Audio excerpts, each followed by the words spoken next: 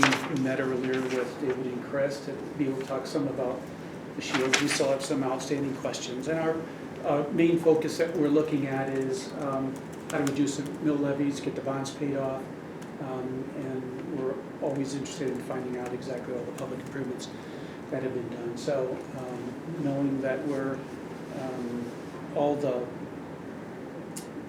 mills and all the tax revenue that's collected through the PIF on both of these and plus others, especially with shields, that should only be good news for getting bonds paid off and then getting this mill levy reduced. So whatever we can do or add or interject on how to make the district more financially viable and reduce the taxpayers' burden is our #1 goal.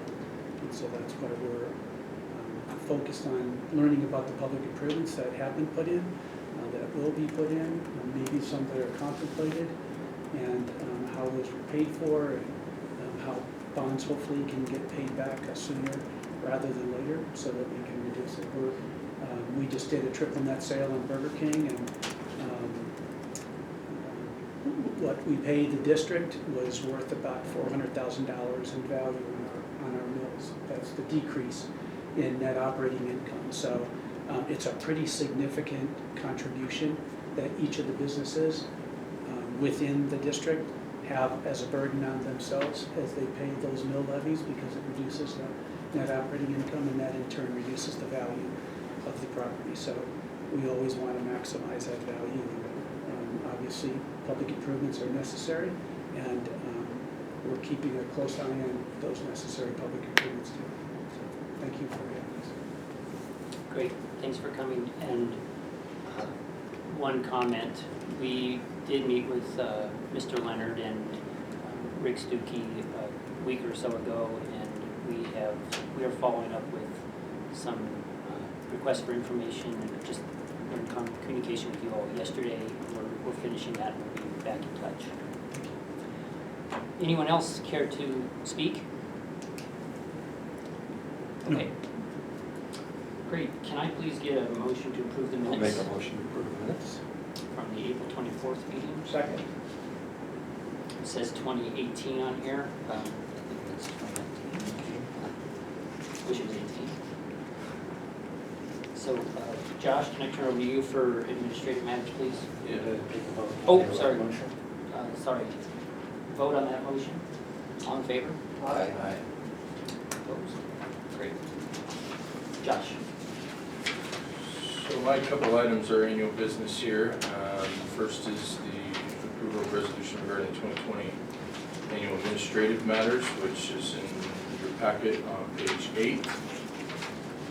This gives myself, legal, accounting, the ability to do administrative work for the district outside of our meetings, designates contact person, identifies the accountant responsible for the budget, public records management through Clifton Larson Allen, speaks to our core policy, data policy, email policy, director's compensation if we go down that road, obviously not the current situation, but identifies the officers of the district.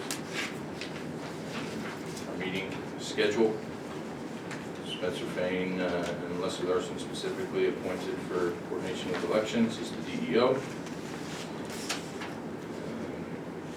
Potential conflicts or otherwise, again, legal counsel files those and handles that. So specifically, just appoints, again, each of us respectively for every one of these functions to handle business outside of our board meetings. Just need an adoption of that annual resolution. Need a motion to approve the resolution. Make a motion to approve the resolution. Second. All in favor? Aye.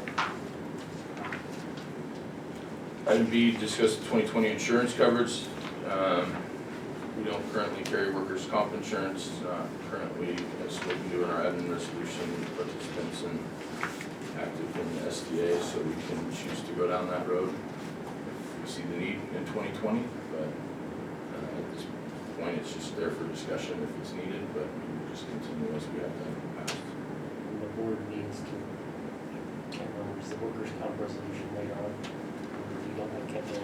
I thought it was under yours, but if not, we would just take care of that here to have that.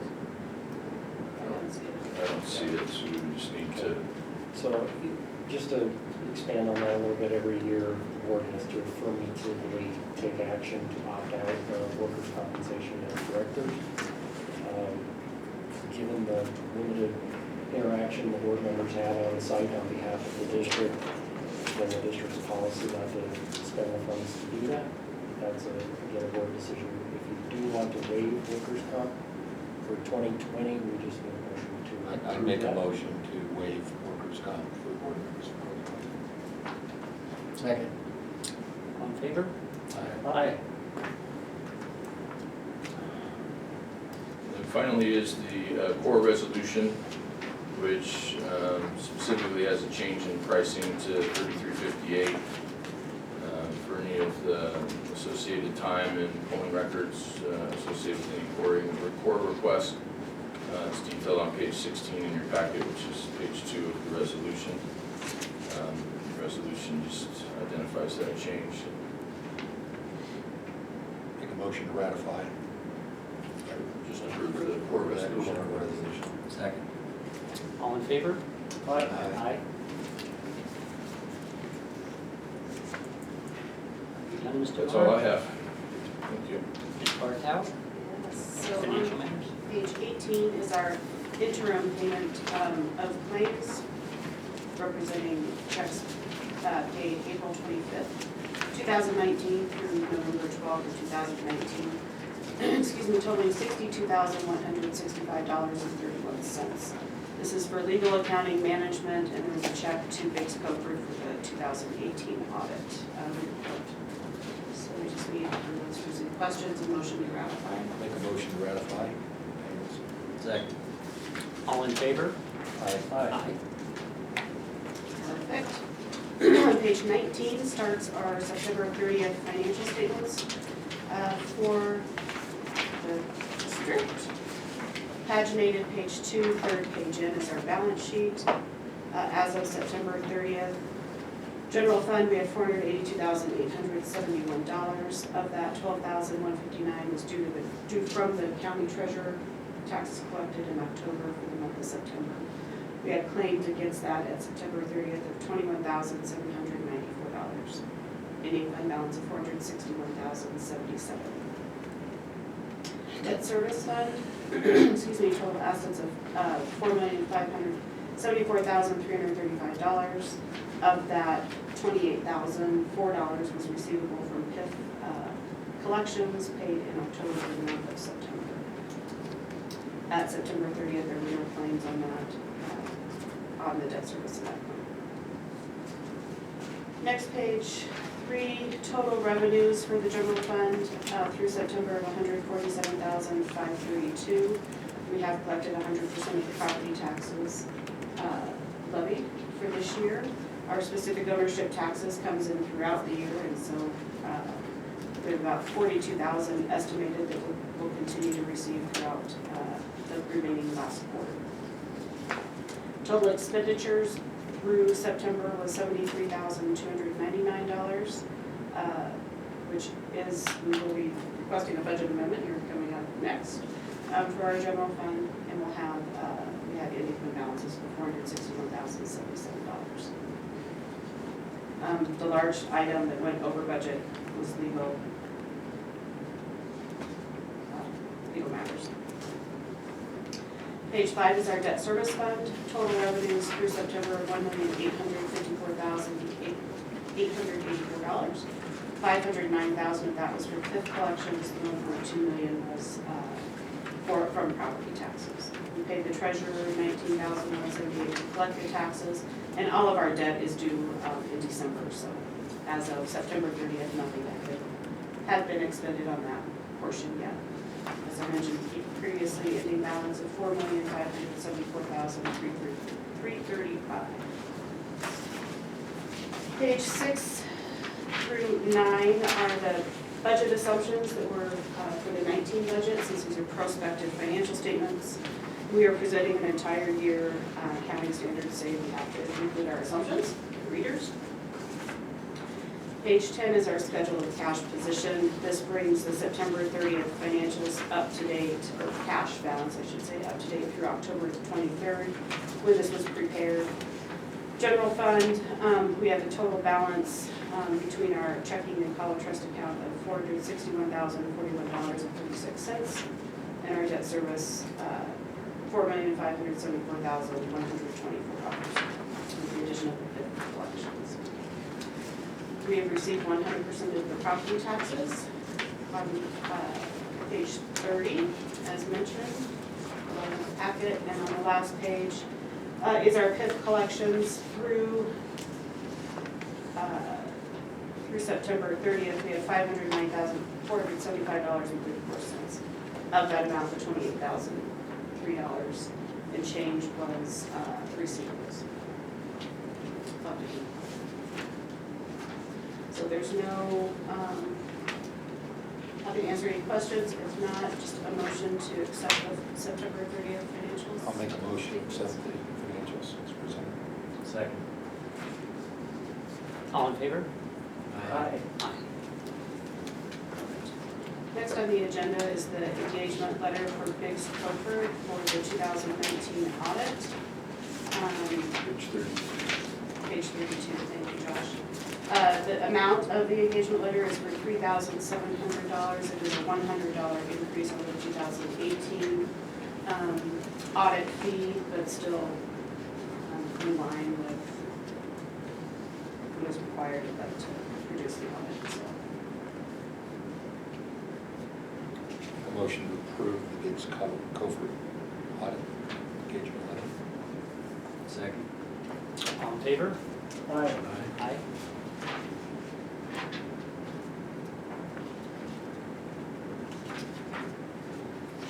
All right. So, next on our agenda is our budget. Correct. We do have the need to amend our 2019 budget. So we should open the public hearing for any comment on the amendment of the 2019 budget and the consideration of the 2020 budget. I think given the amount of public present, that we can combine those two hearings for efficiency's sake. If anyone has comments. Great. So we'll open the hearing first. Motion to open. Make a motion to open the hearing. Second. All in favor? Aye. Again, members of the community, if you'd like to make comments now, we'd like to open that up for that. In 5 minutes, even though you took less last time. If you have comments this time. I would if. Great. Great, thank you. I was looking at the budget. This is on page 42. Is that where we should be for discussing these? That's the summary of the budget. Right, okay. And I was trying to get our arms around developer advances. It looks like there's some developer advances that have been made at the same time that there has been capital project fund transfers into that. And there's also been the developer advance into the capital fund transfer. So and then it's still ending up with a fund balance at the end of $1 million, at least at the estimate of 2019. So one of the questions I had was if it could be explained why there are developer advances when there's still a cash position, and then if there's a developer advance and then capital projects funds. That's one of the questions that I had. And Chris, you tell me if you want me to go through questions or you want to get some answers first. Why don't you go through all your comments, Okay. and we'll go that way. Great, okay, so that's one. The second is it looks like there's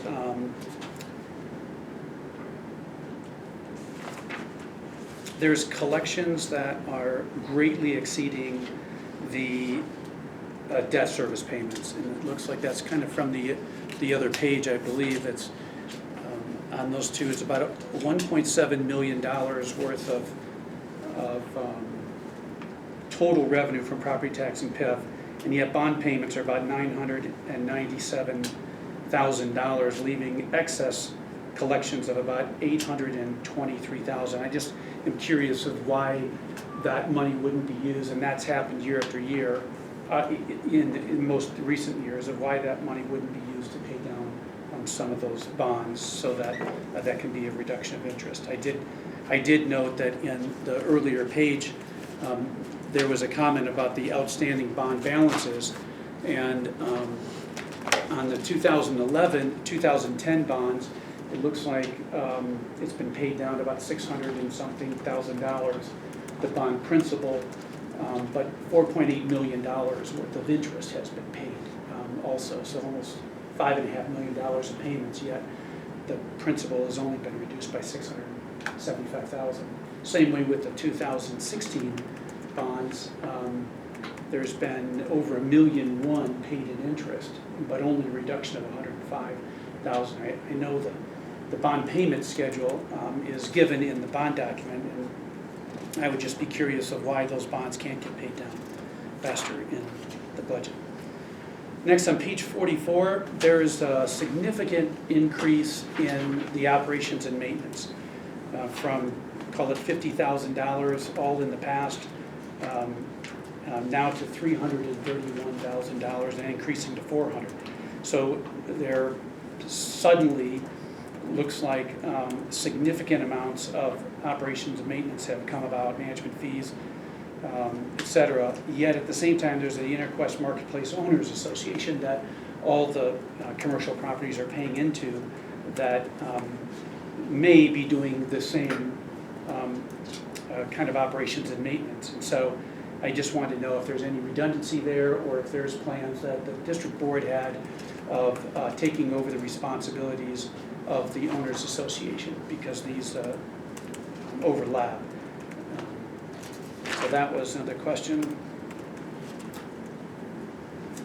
And then I think in the debt service, it was the same question on page 45, which was these transfers. There was a developer's advance that had come in, and then it's being transferred to the capital project fund. That would mean if they are spent on capital projects, then that ought to reduce, I'm guessing, any bond issue that would take place in the future, because it was actually paid out of cash. And if that's true, then I basically wanted an explanation of what a Phillip bond is, this $13 million worth of Phillip bonds, and what they're paying for it. If we've already had $11 million worth of public improvements put in with one bond, if there's $13 million with another, and there's been cash in between, my general question is always, how much total has there been put into capital projects and spent? And I think those are my questions that had to do with the budget.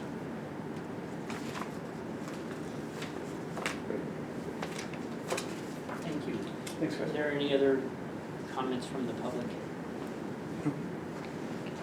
Great. We've noted those questions and we will answer those. Any other questions for Ms. Bartow on our budget?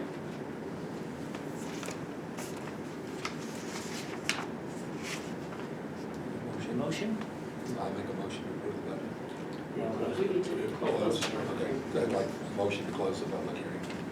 Second. All in favor? Aye. Aye. And now I'll make a motion to approve the budget. Second. All in favor? Aye. Aye.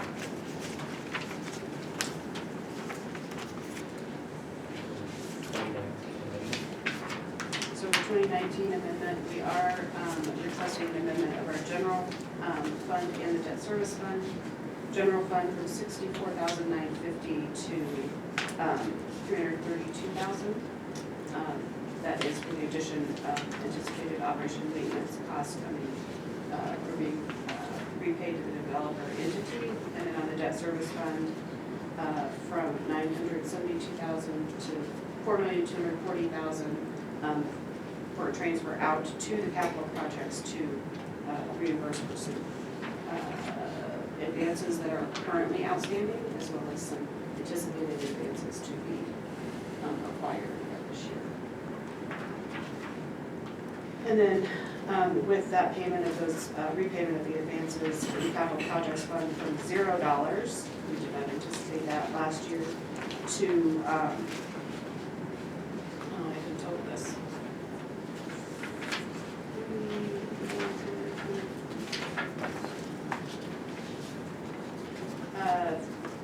$4,520,000 should be this covered. In that fund.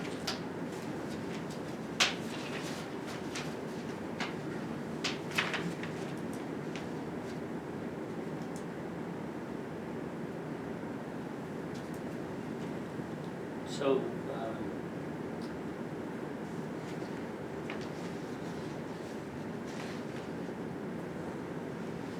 that's on our 2020 budget, It's on the 19 budget.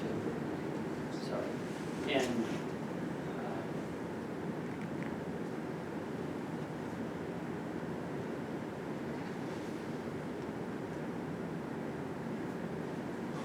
so what do you need next? Need a motion to approve the amendment as presented for the 2019 budget. I will make that amendment. Motion to the amendment revised. Second? Second. All in favor? Aye.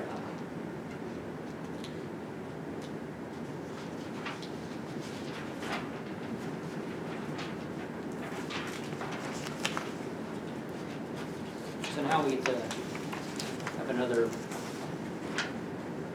hearing for the 2020 budget. We did a combined. Okay, great. That's all right, so we're done with this. All right, so, May I ask a question? Will there be public comment on 7A?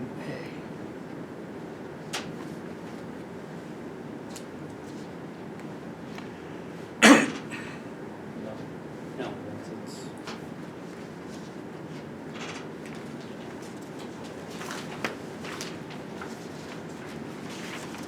So next item?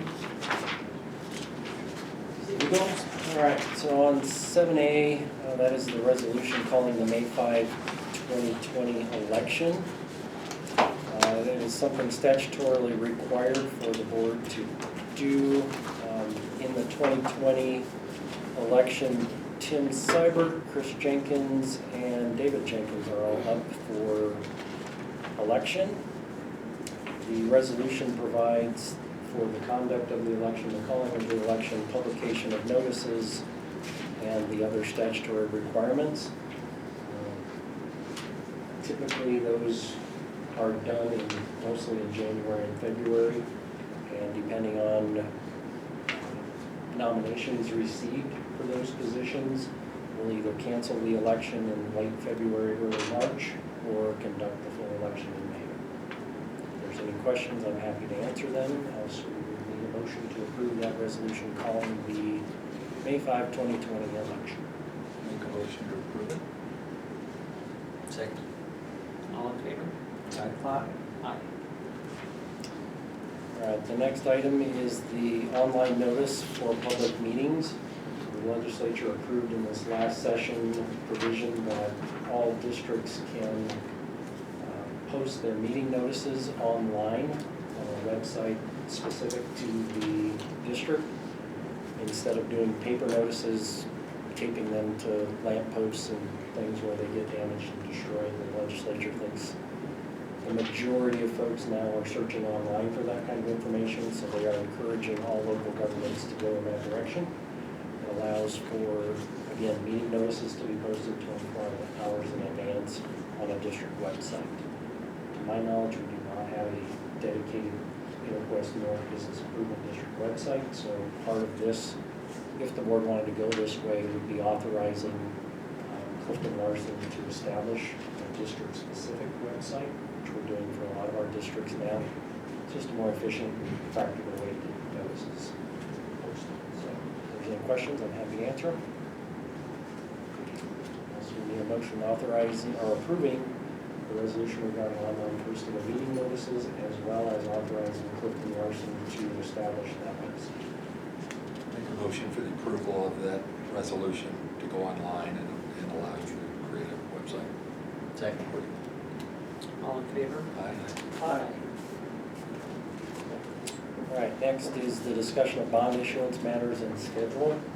The board briefly talked about this back in April, and loosely working towards those goals, and I think the certifications are underway.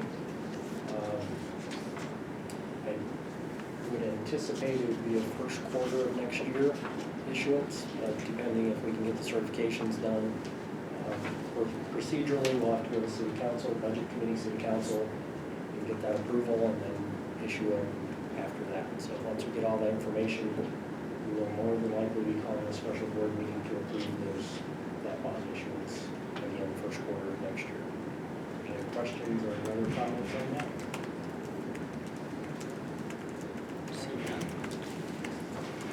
All right, item D is a letter that was addressed from the district to Shields on their request. They were doing due diligence and wanted to make sure regarding the construction of the parking lot area that the district owns.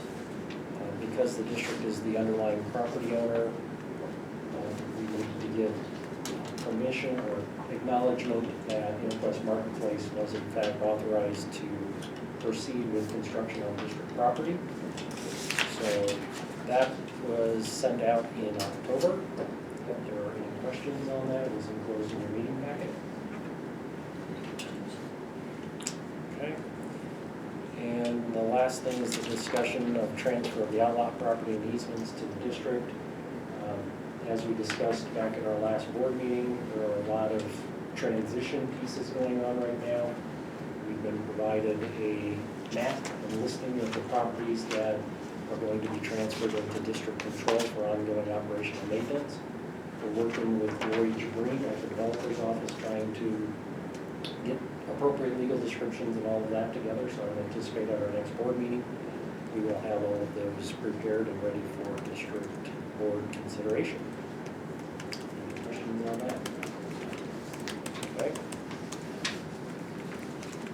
That is all I have. Unless there's any other questions or... Any other questions?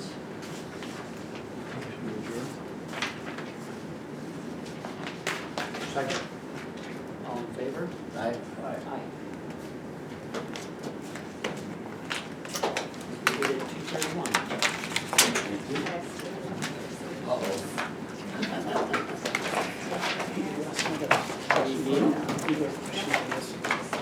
This is the election, and it's deciding. Thanks, Fred. And, hey, on That is incorrect. our meeting. Okay, that's what it is. Yes. Okay, that's what I. Okay. Yeah, our meeting's okay. That's what happens when you have somebody else here, like Title 32 BIDs. I thought so. And okay. No. Right. You're talking about the, no, Tom Beach. Yeah, it's the existing first meeting, and then a free construction for Interquest. So, it's all good. We'll take anyone. But I didn't Take be there anyone. because we had to move parts and You want it all went through some. How long project got? Don't know, a couple more years, but I think he's ready to, he's really good at that. Yeah. Does he have a second? Yeah, he's got good staffing.